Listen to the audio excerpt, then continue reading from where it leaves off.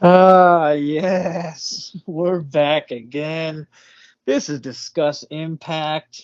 I am Broken Jason, which I'll get into in a minute, here with the Horror King Gary, and we got some news about Scott D'Amore being promoted to President of Impact Wrestling because of all the amazing work he's done recently. And Anthem added a president of their new Anthem sports group named Richard Schaefer, who will now run. Well, now he will be above Scott and basically on top of Impact, Invicta, and the Fight Network. And say hello, Gary. Hey, what's up, everybody? Happy Monday. Jay and I are up here in New York. He's probably a little closer to the nor'easter we're getting right now. Hopefully, it doesn't affect us too much going forward over the next day or so. Yeah, I'm at the point where I don't even know if I would notice if I was standing in the middle of a nor'easter. Now, just give me a second. Brother Nero, I knew you'd come. Now, if anyone missed the whole broken Matt Hardy character, that's kind of how I'm feeling right now. I'm not going to do the whole stupid voice the whole time because I just can't do it. I'll end up hurting my voice or it'll sound stupid. Nobody wants to hear that. But really fast, I don't know what the hell like Scott has done to get promoted, and it's kind of like breaking my brain. Um, I talked about ratings. We literally did like a thing on this a few weeks ago. How ratings are really bad. They've been bad. Storylines kind of shitty, shittier than usual. The knockouts definitely maybe at the worst I've seen since I've been watching in years.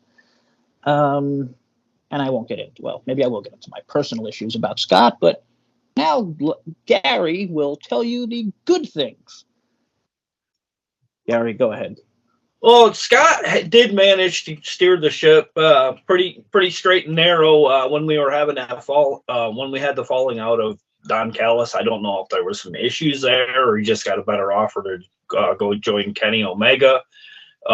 He could have folded as it was a president or vice president of the operations at the time. He could have just folded up and said, I'm going to go back to my little promotion up in Canada.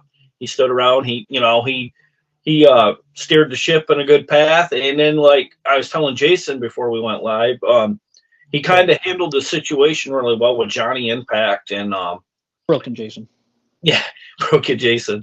And Austin Aries, remember when he flipped off the Don Callis and I think Scott D'Amore because of the I guess of the booking decision I went with at the pay-per-view. And I mean, there's little other things too that he has managed to he's managed to keep the goodwill going between different promotions as well.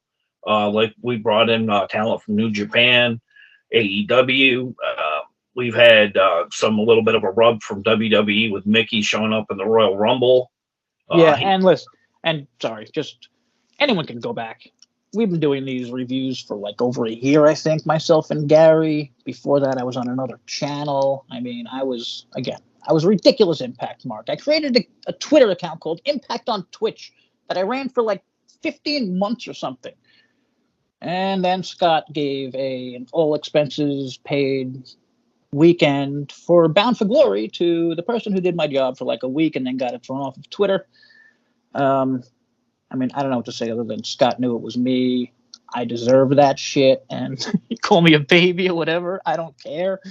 But then there's some other shit with TNI, Total Nonstop Impact, and how Kyle sent me something that how Scott would joke about, my pathetic life, my Instagram, how it looks, it's just me because I'm a disabled old single dude, and I have a bunch of pictures of my nieces, which led to something disgusting said about my niece that supposedly Scott was a part of. And I reached out to him so many times just for him to be like, dude, that's insane. Or like, I'd never say something like that, But that never happened. So part of me believes it, even though I still, think it's bullshit. I don't think he would do something like that. But the fact that I never got to hear from him, like, it hurt. It really did.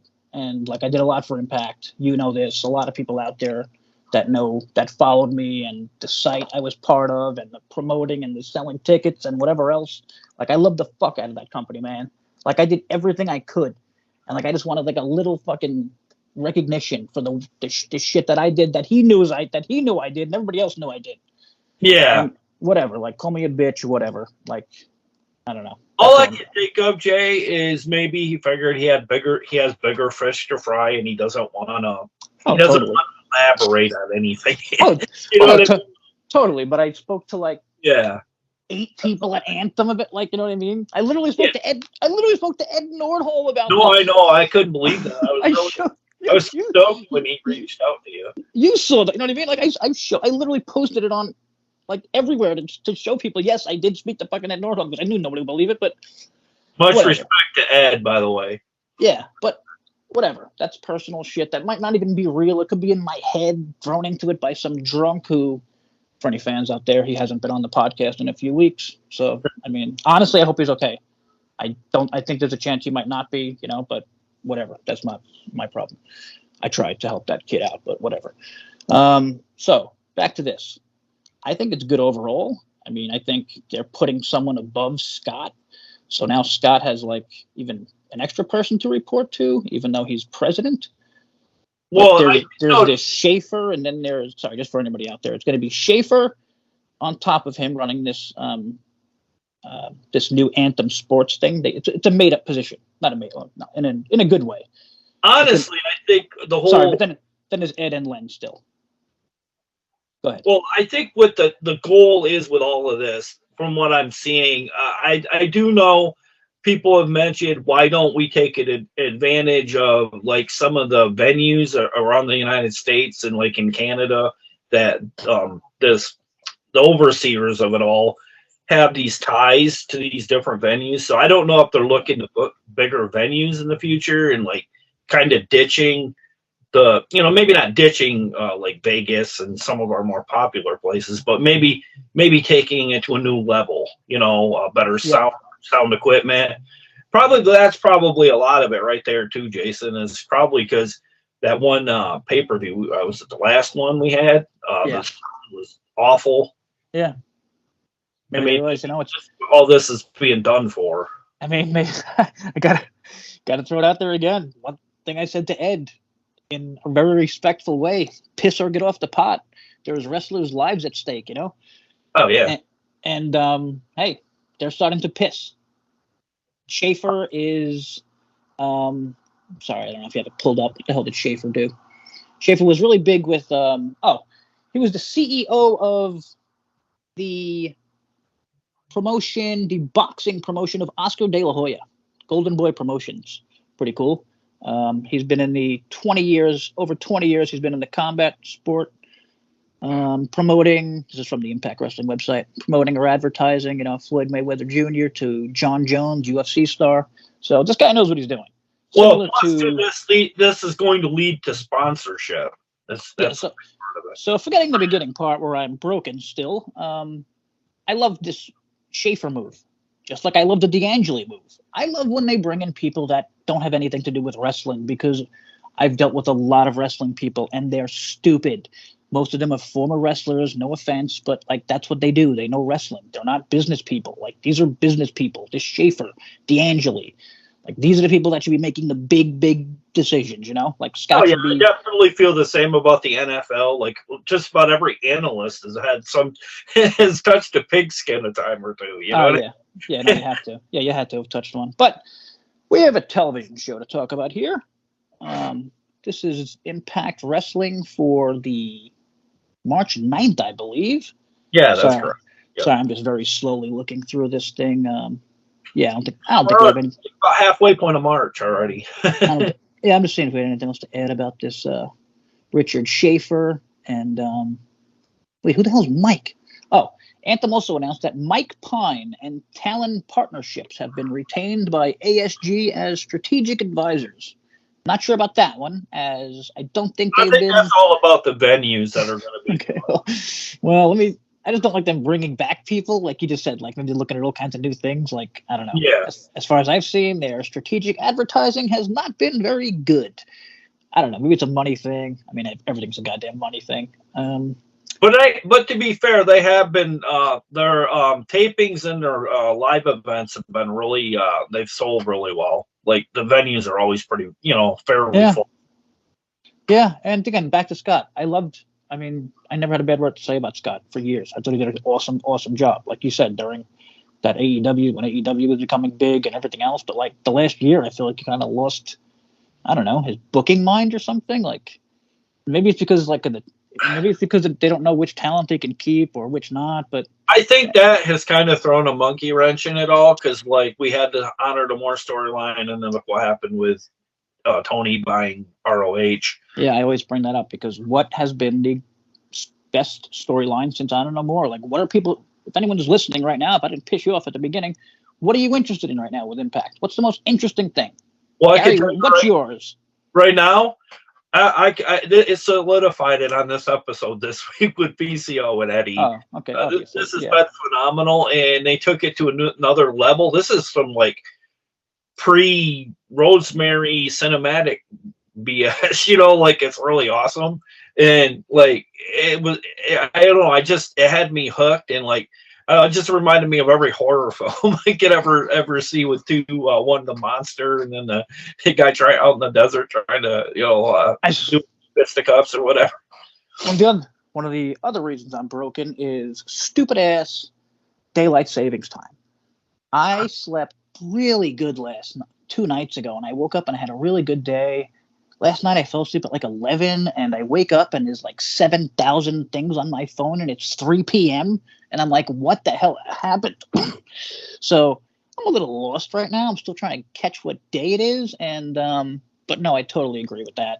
PCO is everything. PCO is God. Anyone can go back. We have never said a bad word about PCO. We've wanted him to be. Oh, he's even tweeted us and retweeted what we've and liked everything we've said.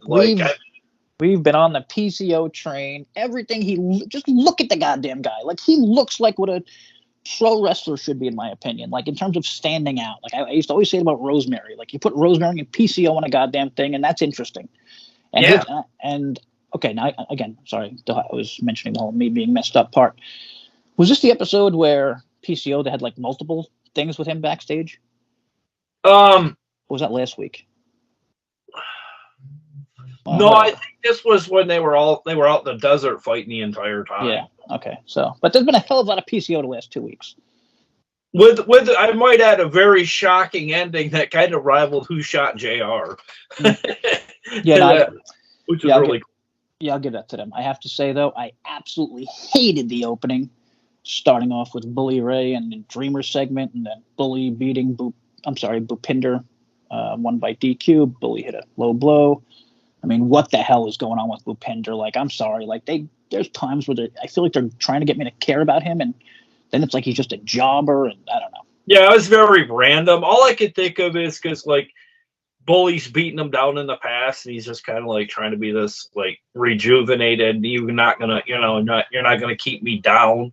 But I did like Bully Ray in this scene, or in this part of the kick off the show, when he's like, he's going on, and then he goes, someone like me.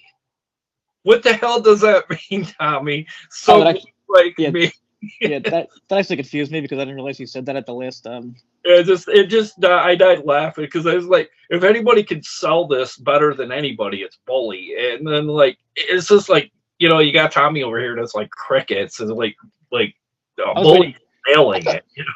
I thought music was gonna come on. Someone like you and all I love that song. But yeah, I mean, Bully on the mic is always great. It kills me that like the main focus is on Bully and Dreamer. Well, and then the boo. Then we get the comedy relief of Santino, and he's sitting here saying Bobby Ray. I gotta say, the fans to get into saying Bobby Ray, which was pretty cool. It kind of took me back to the older days of Impact, like when you'd actually put the the heel down and then like get the whole crowd in. Here's another plus. I love that Scott's not on television. I think Santino is entertaining. Fight me on. Anyone can fight me on that. I don't care, man. Scott was a boring ass character. I just don't like our crowd reaction to him. No, I get you. Yeah, sometimes it's like crickets, and I'm like, This guy is hilarious. Why aren't he's like? he's kind of like a. It's like a weird kind of funny. You know what I mean? Like I love Santino in this role. Like you know, if you don't know the Santino character, you're like, why is he saying all the names wrong? I guess I don't know. I mean, like it's just to me, it's hysterical. Like just when he says a name, like it's like he's just I don't know. He's very very funny. All I can think of is this was set up just to basically introduce the busted open match at Sacrifice. Yeah, I mean, I don't know if that busted open relation. I'm guessing it has to be helping. Maybe they can help with their goddamn production. Maybe they can use the busted open production for the next special. Because, like you mentioned, man, that last one, holy shit. Oh yeah, well, I mean, get some ring aprons, that says busted open. Give it. Like I would think busted open would be embarrassed to be part of that. You know what I mean? Which is. Oh yeah, I mean, because it's so globally known and totally, where are the goddamn busted open? What the hell did you just say? Ring skirts? Is that what they called? Yeah, ring skirts and aprons, and fucking things in the crowd, whatever you call them. The posters, I don't know what the hell they're called. Yeah, some LED screens or something. Yeah. Kind of give it a lively feel. How about that guy's face? What the hell's his name? The host of that show, I forget. But like, there's AEW shows where people are holding that guy's face up. Like he's like people. I don't know. Like fans love that dude. LaGreca? Yeah, LaGreca. Yeah. Yeah. Like you'll see his face at like a WWE show. It's so random. Well, I thought Bully opening the show in the ring was more entertaining than the match between him and Bhupinder. Oh, totally. Yeah. You know what I mean? Like, I got my kind of like to kick off the show, like motivation, not really with the match, but more like with Bully and Santino. Yeah, I always say I'm totally cool. I think more wrestling companies should start off with not a match, just like not all the time. Like AEW probably does it. I mean, feel free to bash me if I'm wrong. AEW probably does it like 90, maybe over 99%. If that's a thing, like 99.9. Like it's always a match, and like WWE, it's probably never a match. Like they set up like. Sorry. Oh, just we might want to mention that Gujar did actually get a win here via DQ. Yeah. Which is rare. Big win for Gujar, which will catapult him to nowhere. I did like that Masha was involved. Yeah, that was cool as shit. I forgot about that. Yeah. Just because it's keeping her like around Mickie. Like, I don't know how you can book Masha unless I guess using Bully would help. Like listen, I would actually have to sit her down. Like, listen, you're a fucking loser. Like in a nice way. Like you can't win the big one. Here's how you do it. And she just cheats. You know what I mean? Yeah. Like she's an awesome wrestler, but she has to cheat a little at the end to win matches. That's all. And that's kind of how you rebook her, I think, or maybe that's what they're doing. Yeah, they're totally upgrading her a little bit. Like, they aren't really having her. Like, she was showing up and handing out pictures and like that was shit. But that was going nowhere. And I mean, really, is it to be taken serious when she challenges these people and and then she loses? So this is an upgrade. And they can use Bully as the voice for Masha. Definitely. I'm honestly not sure if she even speaks English, but whatever. Shortly after this, we get a vignette for PCO airing, and he's declaring he is alive, and he's challenging Eddie to a fight out in the desert. Yeah. Again, I just hated the opening because, like you said, it was two things. Like, I'm fine with Bully talking, but like, what happened to like starting off with a hot match? I feel like they used to always do that. Like it would be like the we were commenting. They were kicking off shows with Mike Bailey. Oh yeah. And then they quit cold turkey. We actually complained about that. And let me just say, we are so sorry, and we take it back. Mike and Bailey can open every show forever. I mean, that could be a thing. You know what I mean? Like Bailey, like that's how you open a show. I would have like 5 guys, like Bailey, Kenny King. Ace, Bay, whoever else I'm not thinking of right now, but like fast guys that will always put on a fast Swan, guys that will always put on a fast match. That that should be the first match, but whatever. This week it wasn't, and I give a little slack for that. But PCO is back, and I'm super happy. Well, then we get a backstage thing with Josh Alexander, who's trying to recruit Rich Swann and Frank Kazarian to team up with him at Sacrifice. And then Steve Macklin pitches that he would like to join the team, and to no avail, basically. But here we go, more Josh Alexander backstage, not on the forefront, not really having nothing, as I've been putting it, as a meaty role currently in the company. Oh, yes, yes. Oh, Josh Alexander. Or Yeah.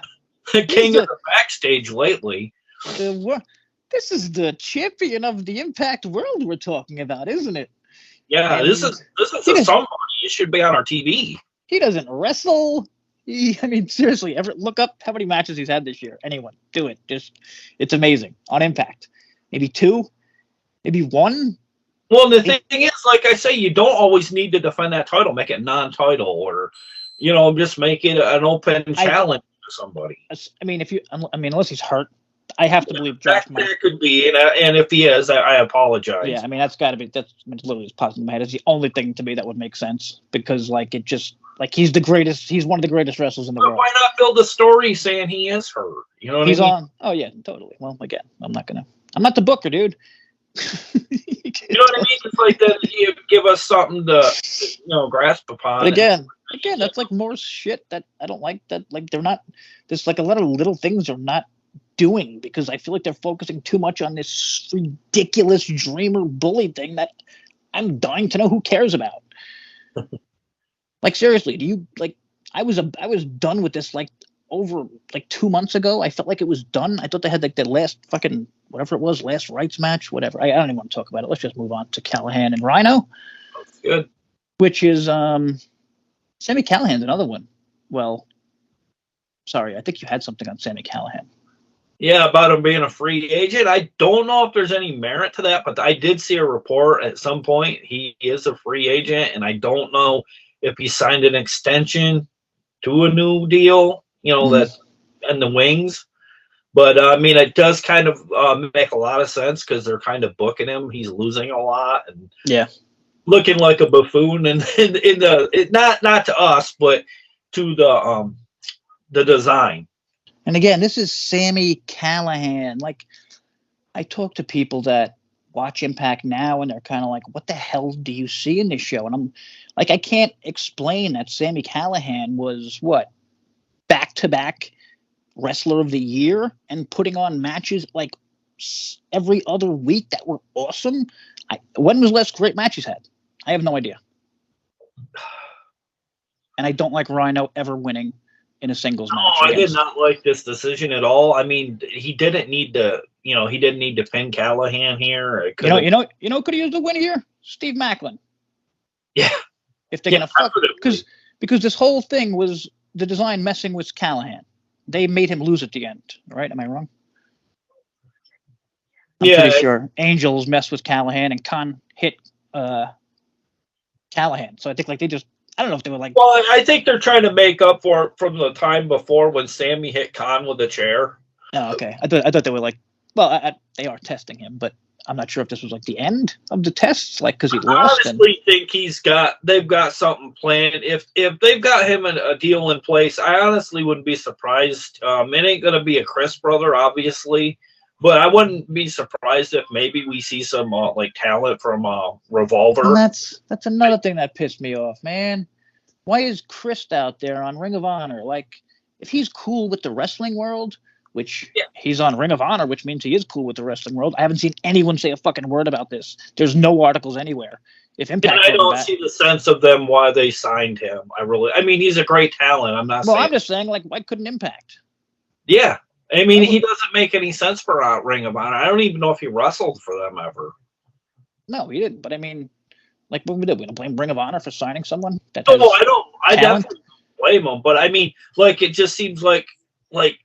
I was telling somebody, I understand we can't compete with AEW to get talents, but I didn't think it'd be such lopsidedness like it is. It's like, oh yeah, no, totally. We're not getting anybody. I mean, they're competing with MLW.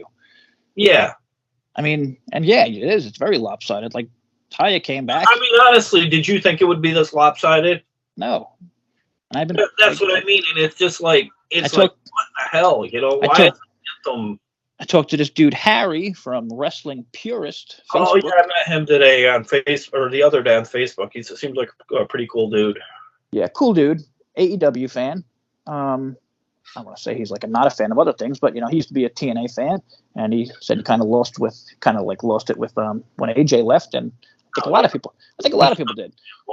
And I actually, I said it. I don't know if we talked about it, but like I was thinking about like how they basically put AJ over on his way out. Like that was like the worst goddamn thing ever. But whatever, that was random. And yeah, no, I didn't. And I even said to him today, like I'm shocked. Like I'm shocked when I saw that first Ring of Honor card. Like I did not think they had that much talent. Like they had people like Chris, like Silas Young, who I swear, like somebody fucking signed that guy. Tony signed him a year ago, stuck him in a cage, and he said, "Don't talk about anything."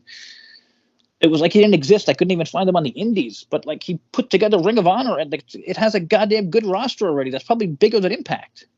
That scares me. You to play to Scott Demore or whoever's in charge to sign Silas before it's too late. Oh no, it is too late. He's on Ring of Honor already. Oh, he is. Okay, yeah. Well, yeah. It's like they had him set up. That's what I mean. Like it's like I don't know. I feel like Tony's kind of like out playing a lot of people right now, and definitely Impact.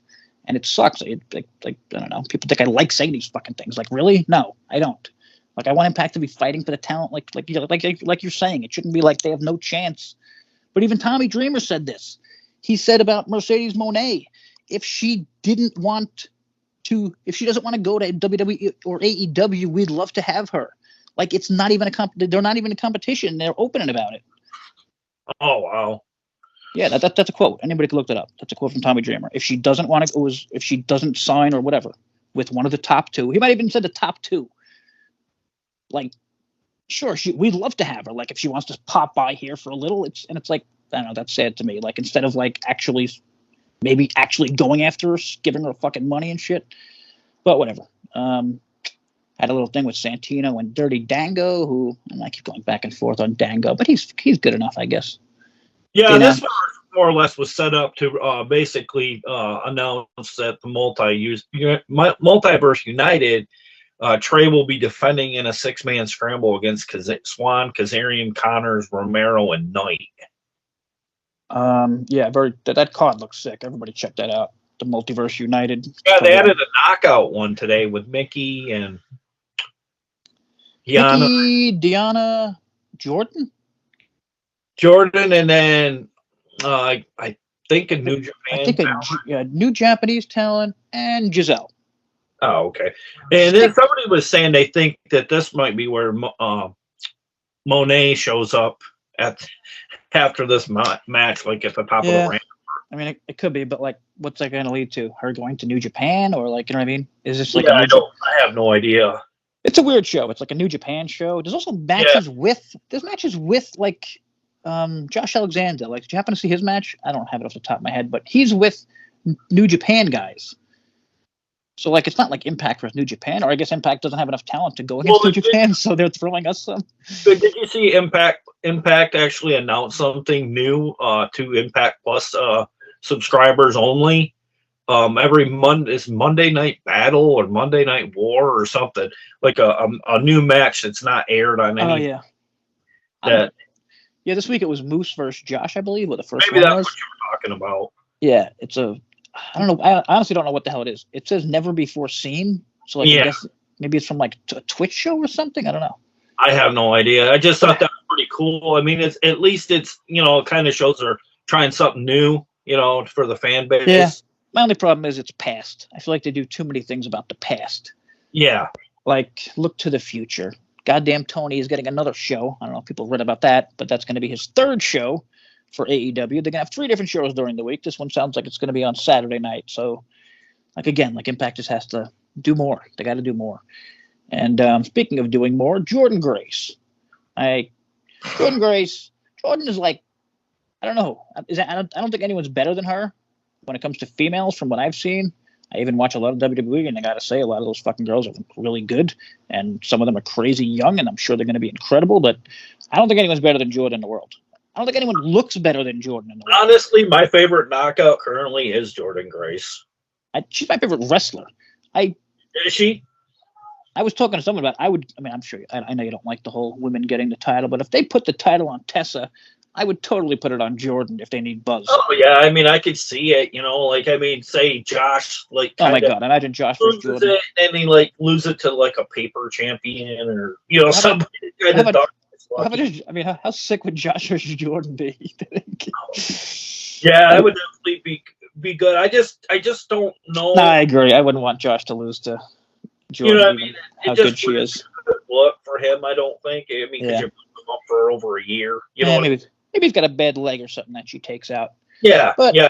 So, but I got excited. I got excited here seeing Alex Grazia, the Pink Dream, I believe her nickname is, whatever, Pink something. Beautiful, very good wrestler. Ah! Oh God! Oh God! Oh, now Gary's broken. Okay, but I mean, beautiful woman, very good wrestler, should definitely be signed. And she just came out and got squashed by Jordan. Jordan does not need to squash anyone. Like, I don't think, I would love to know if there was one person in the world who was out there like, shit, now I believe Jordan. She is legit. She just squashed Alex Grazia. Like, come on, it's Jordan. She's done everything. She's had the friggin', she was the DM. Promotion she was from. I can't remember where Dimension it? Not sure, actually, about Grazia. I think it was the promotion that Gail Kim said she wanted to work at Vegas? all Gail, or an all-female pay-per-view with a certain promotion. I can't remember I'm not sure, but I believe she was originally from Row. Yeah. Booker T's promotion. Yeah, that was Reality of Wrestling, which is, you gotta, man, Jesus, you want to see some good young female wrestlers? Check that out. That was a hell of a production quality, too. Yeah, definitely. Joe Hendry backstage. Moose and Brian Myers attacked Hendry. I like this a little because where was Cardona? I don't know. That's the thing. Like, let's just leave it. Let's just leave it at that. We didn't see. Well, I think Myers is kind of like his character's grown sick of him too, because like I don't know, he just kind of like was favoring Joe Hendry in that one backstage segment there. I just really like that he's gone. I mean, Myers with anyone is funny. I mean, do we really notice he's gone? Well, no, I don't know. I mean, at least this week he wasn't there. Yeah, but like, I feel like outside of that, I feel like it's like an older brother kind of thing. Like, I don't know if you have this, but like, or like a friend. Like, I don't know if you ever had like a friend, or like a brother that's like really loud, and like you can't be loud, or like, I don't know if it makes sense, but it's kind of how I am. And like, I feel like I can't say certain things when like that person's around, if that makes any sense. Yeah, the awkwardness. Yeah. Yeah, and yeah, I don't know. I kind of lost myself here, but that's what I feel like Myers is with Cardona. Like, it's like his older brother, and like he can't be as funny as he is with other people, because like he has to like look up to Cardona. Like, Cardona's a top guy, but like with Moose and Myers, like Myers is just a great fucking character, and whatever. Moose, I'd like to see doing something else, and I'm a little worried about him too. Like, I feel like he should be in a better situation. Been lost. And like, when people lately, yeah, and when people are lost, like it worries me that like they might be leaving, and like that's like, it sucks that we have to think like that. But with fucking Tony and his 18 shows, and WWE is obviously going to combat him, like I do worry that Moose might in his mind might be thinking like, maybe did I make the mistake of staying with Impact, or I will give it to Moose. He's always like, it looks like he's giving it 1,000%. Like, we made fun of that match we made fun of that ended up being like one of our favorite matches on the show, .combat, whatever. Yeah. Like, that was Moose. Like, he's a very entertaining dude always. And then we had a few seconds of Ace Austin and Chris Bay, which made me sad because they should get like 10 minutes every show at least. Give me really some... cool to see Kenta? Ace Austin back there, you said? Yeah, Ace Bay and with Kenta. Yeah, it's just kind of neat because, like, behind the scenes, Gia Miller thing. It's just and they fake like they're not a thing. And very, very cool seeing Kenta always. I mean, it's Kenta. It's like, I don't know, I feel like it's like, what's the word? Like, solidifies them. Like, but I would like more. I would like more Bullet Club information. Like, let us. I don't know. And again, this was a kind of a quick way to set up for a trios match next week or this Thursday on the show. Yeah, I mean, I would like more from the Bullet Club. I guess I don't know how they would do it.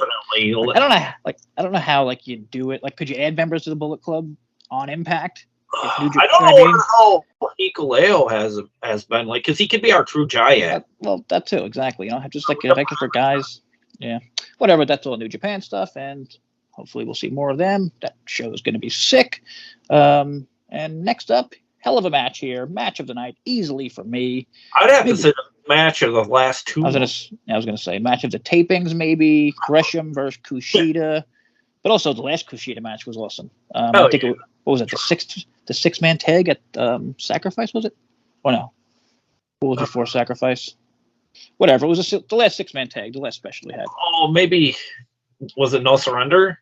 Yeah, I think so. It was Kushida and the Time Splitters against. Oh yeah, I love that thing. And I mean, right now on shopimpact.com, did you see the really cool Back to the Future? Yes, I did. Kind of rip-off looking thing like that. I know what he's going for, but I'm totally cool with it. I did. No, I am too. I did see some people complain, like, you're ripping off Back to the Future. And I'm like, come on, man. Like, I'm the biggest It's Kushida. Nobody could find a bigger Back to the Future fan than me, other than maybe my nephew. But like, it's Back to the Future. Like, he's a what's it called? The Time Splitters. Like, Jesus Christ. It's just, it makes sense. Like, God, you don't got to cry about everything, people. That's what I'm here for. I want that shirt. So Kushida beats Gresham by submission. The only thing I didn't like here is that Gresham loses again. I think, like, after that, I think he got a big win on the pay-per-view or the special. Yeah, I'm really surprised they kind of went with an outright winner here, just because kind of both guys kind of building that credibility. And I get Gresham losing, but I mean, it kind of like one step forward, a step back. You know what I mean? I think the biggest thing out there right now that no one's talking about or whatever is New Japan and what the hell's going to happen. Will it stay the same? Because I don't even know if you know this, but there's a Ring of Honor title there's been at least one there's been at least one New Japan title defended on the Ring of Honor TV since it's come back. Oh wow. And we know Ring of Honor originally had the deal. So I'm afraid Tony's going to be like, pick a side, motherfuckers, you know? Yeah, well, I mean, I'm kind of surprised they're going the Ring of Honor route, just because the way there's a relation. I mean, I know it's owned by an entirely different entity, but like the when they would wrestle with a Ring of Honor talent for like 2 years, it got really repetitive, and like it was really one-sided booking. And yeah, just to be fair, this is all like, I mean, if anyone's seen the Ring of Honor people, it's like a lot of not Ring of Honor people, like you said. What the hell was his name we mentioned before? Chris. Like, yeah. It's kind of like a new promotion. It's just they're calling it Ring of Honor, and there's Silas Young. There's a bunch of people that were from Ring of Honor. I'm not really impressed with the way they make it look in the venue, though. I think it looks very cartoonish to me. I don't like the logo. I don't like it. I think with all the money Tony has, he could. Come on, Tony. You could do I don't know. Yeah, I mean, I don't know. I feel like he wants to keep it below AEW. So, like, again, AEW is getting a third show, and it's not going to be Ring of Honor, which I think is weird. Like, why wouldn't it be? Yeah. Maybe Tony wants like AEW to be bigger, but whatever. The point I mean, it's just one. That was one match I saw. Impact is definitely getting the better deal with the New Japan thing right now. Now, I'm thinking it could go even further. I think we mentioned this to the point where New Japan like owns a piece of Impact, buys a piece of Impact. I don't know. But I think that's what we want. We need to work with, like, we can't lose a New Japan deal. We definitely could use a big investor. I mean, we've hinted at such what if it's New Japan? Eric Bischoff. I mean, I know we have that history of it being bad, but I think there was a lot of bad things going on when that regime came in. Like, I think if you could just get Eric Bischoff, I was gonna say, I feel like Bischoff really wants back in somewhere, and like I think he would even say that himself. Oh, I think he does too, because like I just get that vibe, like all that time he is putting him over. Yeah. I kind of feel like he might, like possibly be thinking, if he doesn't do that, he might, maybe open something of his own. Yeah. But again, like, what about just New Japan as in terms of being like more money? Like, can't New Japan just like put in money? You know what I mean? Like, become more of a partner? I don't know, Jay. I've seen their venue, and I mean, it at times it almost rivals anything the WWE has. Some of the, like, New big Japan? Tokyo Dome. Oh, that's what I'm talking about. So why can't? That's what I mean. Yeah, so. I mean them Trons are. I mean, I think they're more impressive than a lot of the way the staging is in WWE in a way. And I've always said, you can look at the numbers, man. They don't do very well in the United States. They just don't. Yeah. Like, they don't. And and it makes sense. Like people, it's a bunch of Japanese wrestlers. Like there's no stories really, unless you're like a super nerd like myself and some others. Very much like their horror films. Their Yeah. horror films are not very self-explanatory. You just, connect A to B to C, and that's basically the way their professional wrestling style is. And if that's your thing, you get an amazing product. Well, my whole point here was, I hope New Japan is the investor or whatever. Like, they get more money from New Japan. They get a better, stronger deal with New Japan. They become Impact New Japan, or like New Japan. Impact becomes like New Japan US. You know what I mean? Yeah. Or like half, like Impact / whatever. You know what I mean? We get like right now. I mean, Jesus Christ, Kushida. Who else? Kenta has been on the show. I can't get all the New Japan guys out. We did have Juice Robinson for a while. Oh yeah, the tag team Juice. I wonder if we'll be getting David Finlay now that he's a new member of. And my favorites, who I believe are from New Japan. Shit, I already forgot their name. They're so goddamn boring. Oh man, you know it. What is it? Aussie Open. Oh, fucking Aussie Open. Our lowest video today with our collaboration. Aussie Open and Rich Swann. People seem to find very boring, and at least going by pictures. I don't know, but yeah, I kind of miss the Aussie Open now because we need tag teams. Like now I want to see Ace and Bae versus like Aussie Open. You know what I mean? Oh yeah. But like they need tag teams, but whatever. They always need talent. This was an awesome match though. Definitely check out Gresham Kushida and hit. Well, other than the PCO, okay. Actually, this was a really good show. Other than the beginning, which I hated just because it didn't start off fast. The second half was really. But yeah, you're right. Yeah, it really did pick up. I mean, with the PCO stuff going on, Eddie is seen driving to the desert. Okay, so there was PCO one thing, and then there was two things, and then we see PCO in the desert with his shovel, and this is between Killer Kelly, who comes out in the ring in a goddamn chair and gets to talk, which I absolutely love. Sitting in that chair rather seductively. Exactly. Oh, and that's we talked about that. Like that was her character in the beginning. Like I said, sexy, like seductive killer. You know what I mean? Like that's very risque too, with the whole front of her shirt. Like and you can almost see. And then it was like they forgot about the risque, sexy part of her for a while, and now they're back to it, which I love. Like. I think it's interesting. Yeah. So Killer Kelly is out for Taylor Wilde, who's kind of been a dick to her, and I do wish they'd give Taylor Wilde more time. I feel like if you don't follow her on Instagram, you're probably going to be confused about what the hell she's doing. Yeah, well, I've seen people say that this current Taylor Wilde is not working for them. Yeah, I've seen it a lot too, and I think it's because like. I don't know, like I follow her on Instagram and she's always like doing like, like the witch stuff and like, I think you would make like, I don't know, I'm kind of blaming Impact for not, I think Impact should give her more time for that. But then again, maybe it just sucks, I don't know. Well, there's been a lot of girls that are all the same, like you had your Sue Young, you had your Rosemary, you had your Killer Kelly, that's kind of the dark side. I mean, like maybe it's a little too much, maybe. Yeah, that's fair. Fuck the dark side. Maybe make her more of a hardcore girl than anything or something. I think they're actually using the dark side thing though. Like, to keep it open with Rosemary, and I already read somewhere that they wrote an out for Taya, which is which is usually the they're gonna kill her off. Which because she's going to the quantum realm for any Ant-Man fans out there. Yeah, so she's all elite now, right? What is Impact's called? Yeah. Well, what is it? Shit. What's the realm called again? Yeah, she is. As Gary thinks about that, yeah, she is. Well, we don't know if she's all elite or WWE, but she bashed the shit out of WWE and like everyone who sticks up for WWE like a year ago. So I can't see her going back there after that. I mean, I don't think they would let her after that. I mean, it was like she was like, man, screw everyone who sticks up for these people, like what they're doing. I forget what it was exactly. I mean, I think it might have been the Mickie James thing. I'm not sure. Whatever. But I think she's definitely going to AEW, and it's going to suck because. Well, honestly, with the way Taya is, with the way they've been booking her and her kind of motivation as of late, I think us picking up Kylie King in this segment here, I think this is indicative of that we are going to land her, or we have landed her, because they're pairing her with Kylie King, Killer Kelly.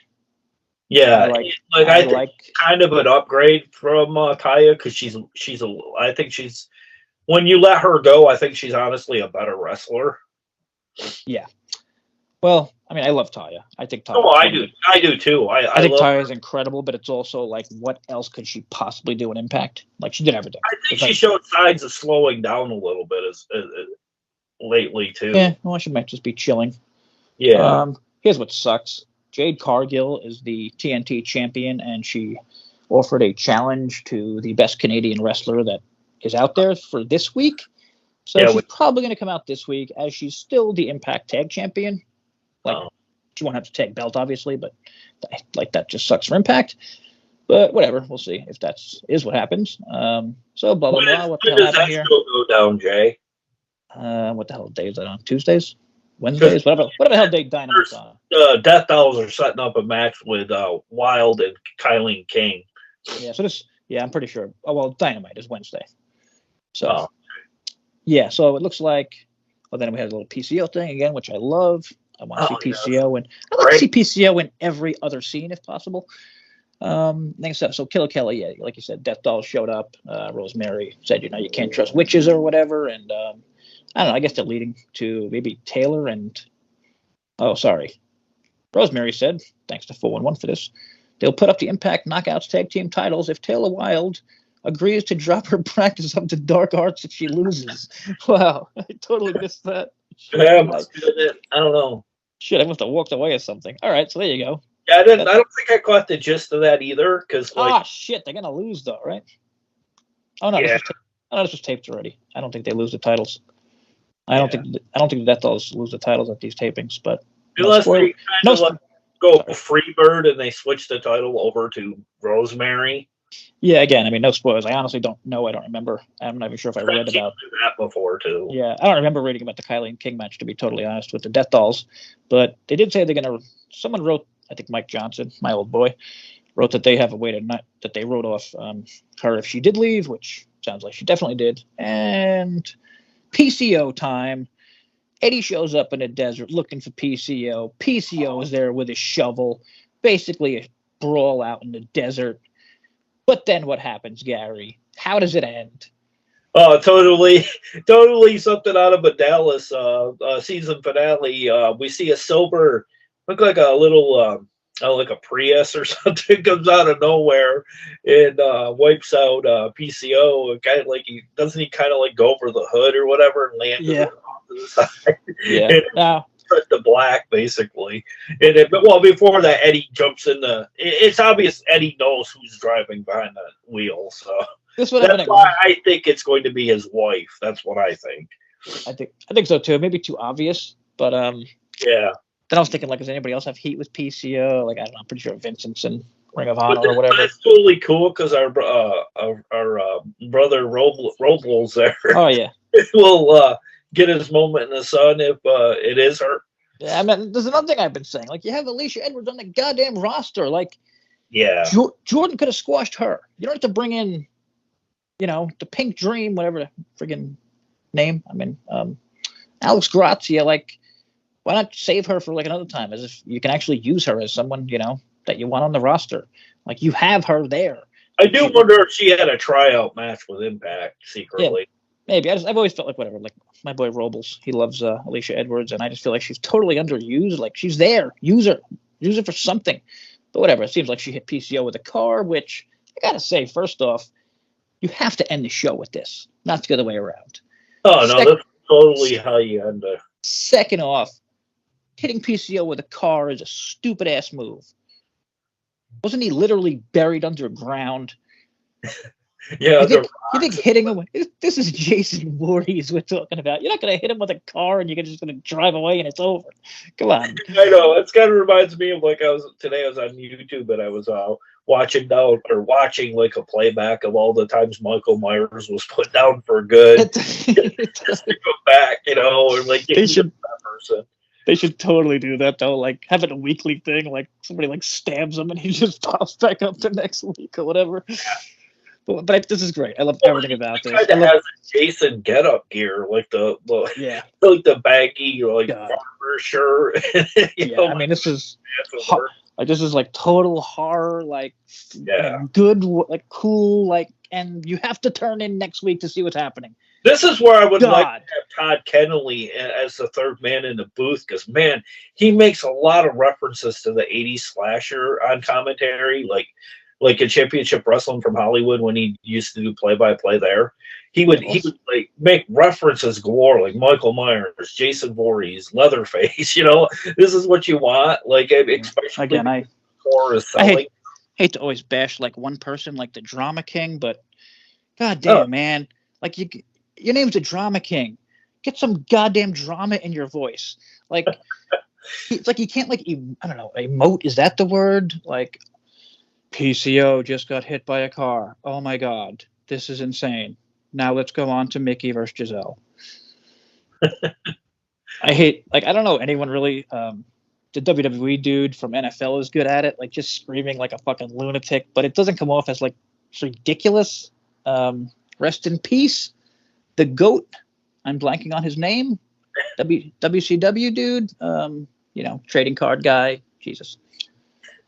Oh man, the announcer for TNA announcer, the greatest announcer ever, TNA and friggin'. Oh, Don West. Don West, thank you, Jesus. Okay. I thought you might have been talking about JR for a minute. I guess it would be really messed up, but like just using like the Don West voice, like when something exciting happens, you know what I mean? Like, I guess it's messed up because he's gone, but. Well, I don't know why we haven't brought back Scott. If you watch old things with Don West, like, doesn't it make you more excited, like when someone is excited like that? Oh yeah, definitely. I mean, it's definitely lacking in the commentary. Like, I mean, pretty much in all of wrestling because there's not anybody that brings that energy anymore. Totally agree. Except that one dude from the NFL. Forget his name again. Punter. But whatever. He's whatever. He wrestled at WrestleMania or some shit. So Mickie James versus Gisele for the Knockouts title was the main event, which was a good match. It may surprise people for me to say that, but it was pretty good, even though there was a lot of bullshit or a little bullshit with Savannah and Vidal. I did like that because I don't think Gisele like belonged lasting with Mickie for even 10 minutes without bullshit. But this was her best match, maybe close to the one she had with Deanna. So she could put on a good match when she's carried. Oh, definitely. We want to announce the matches for this Thursday on the upcoming. Yeah, sorry. Wait, Mickie got the win. Did she? I couldn't remember. Mickie got the win. I couldn't remember if it was disqualification. I could have sworn Deanna popped in. Oh, yeah. Deanna okay. And help.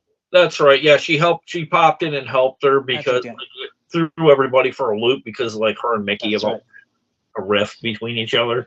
Yeah, no, I thought it was gonna happen just because she hates Gisele and Gisele screwed with her last time. Yeah. So I guess it's gonna go to a Gisele Deanna feud as Mickie faces Jordan at Sacrifice, which I don't know, man. I feel like that's a weird match.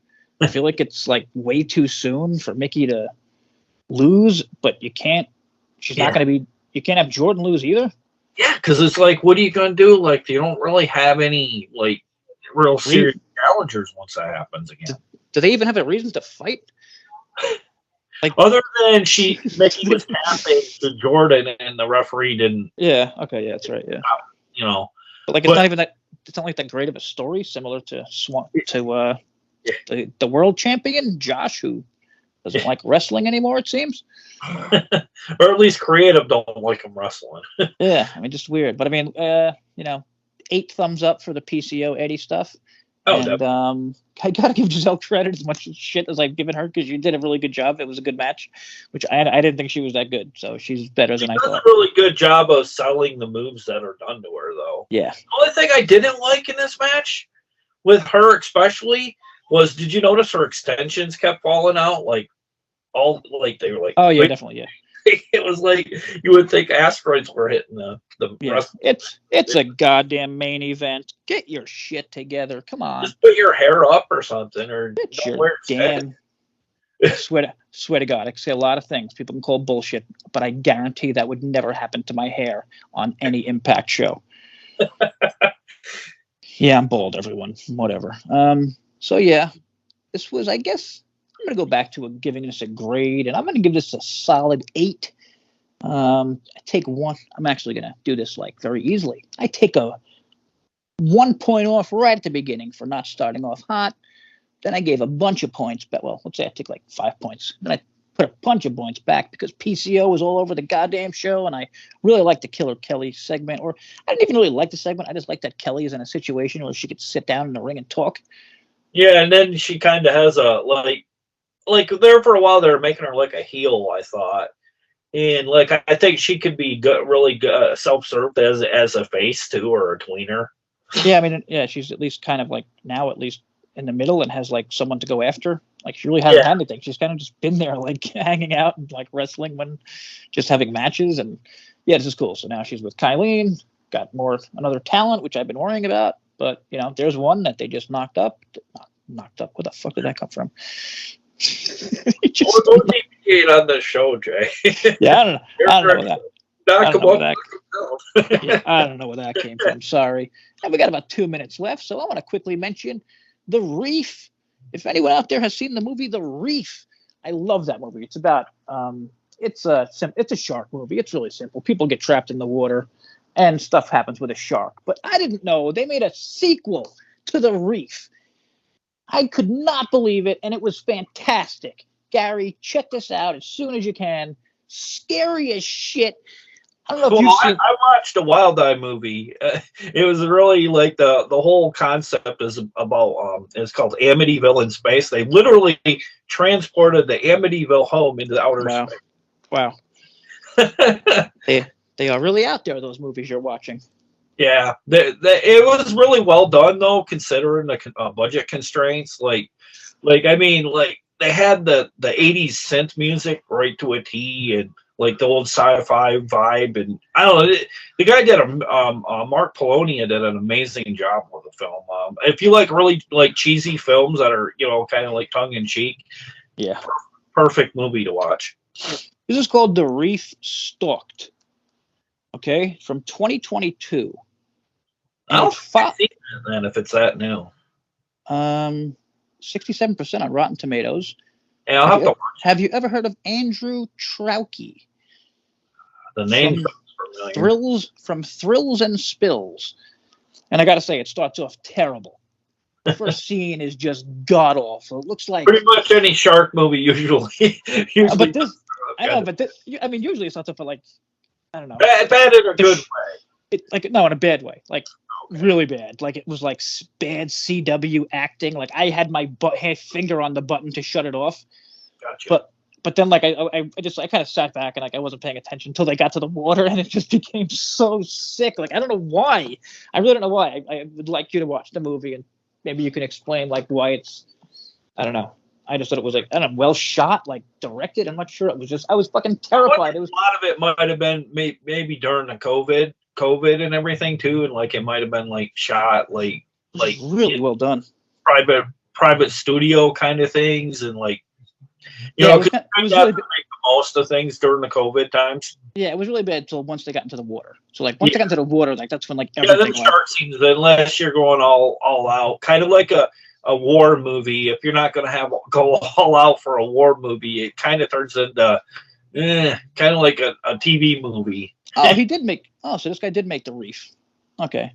Because Wikipedia says it's a spiritual sequel. I mean, yeah, it's basically a sequel. I mean, gotcha. Nobody from the original's in it because, you said it's from 2022? They all died in the original, I'm pretty sure. But yeah, it's from 2022. And whatever. Currently in a streaming service? I wouldn't talk about a movie this much if I didn't like it. It says the box office 1.3 million. Jesus. Oh, wow. That's what the movie made? Oh, God. Well, maybe it could have cost less than that. You would know something like that. It's very possible because, like, I'll see movies sometimes that are like $50,000 budgets. Oh shit! This was on Shudder in July. Shudder currently. Sorry, right now it's on. Oh God, what the hell's the green app? Hulu. Oh, okay. It's a Shudder. It's a Shudder. It was a Shudder original. The streaming service that I might add is Disney's willing to give up if they can secure the Hulk rights. Oh yeah. RLJE Films. Sorry. Oh, okay, yeah, RLJ Entertainment. Yep. Yeah, I thought you would know that one. Yeah, I totally. That they make some pretty good flicks along with Gravitas. Another good one is Uncorked Entertainment, Wild Eye. They make. Yeah, I'm just mentioning because I was so shocked how good it is. But we're about to hit an hour, so Yeah. we're gonna have to say goodbye before we hit that hour because then it gets really hard to edit. But as part of the podcast tonight, I'd like to wish Santino Marella a happy birthday tomorrow. He turns 49. Happy birthday, dude. We're out.